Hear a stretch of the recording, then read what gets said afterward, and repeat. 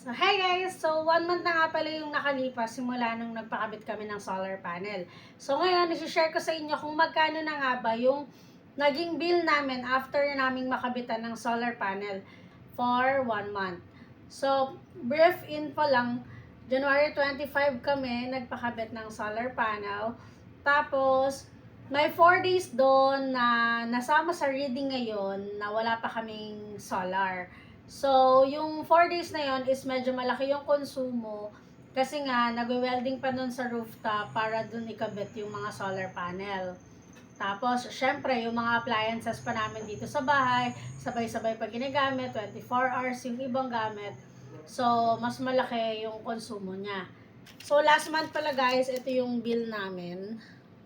Ayan, 5,827, 5,857. So, yung konsumo namin last month ay, ito yung kilowatt, 408 kilowatt. So, yun yung, namin, reading namin. Tapos, yung bill namin is, ito nga, 5,8, yan, 5,857.64. Ayan, ito na yung bill namin. 1,392, tapos 98 yung consumption namin. So, from 5,8 naging 1,3 na lang yung bill namin. So, next month malalaman talaga natin yung pinaka magiging konsumo namin sa Meralco. Kasi nga, puro naman na may gamit na kami ng solar panel. No? So, yun talaga, lagi na naming gamit yung sa mga konsumo namin sa bahay, yung may solar panel talaga. So, update ko ulit kayo next month guys kung magkano nga ba yung magiging bill namin. So, sabi ni Meralco, your bill is 76% lower versus previous billing period. So, 76% yung ibinaba ng kuryente namin compare dun sa nakaraang buwan na wala pa kaming solar panel.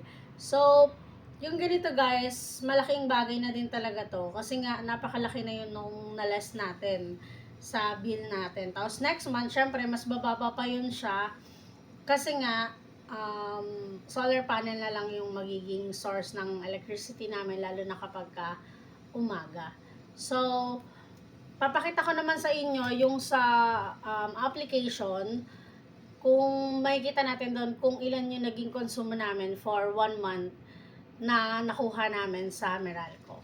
So, as we can see guys, yung total imported namin is 44.55 kilowatt hour. So, almost 600 pesos din yan kapag ita times natin sa 13.30 na per kilowatt na price ng Meralco. So, ito naman yung total ng na-harvest natin sa solar. 436.9 kilowatt hour. Equivalent of 5,242 pesos.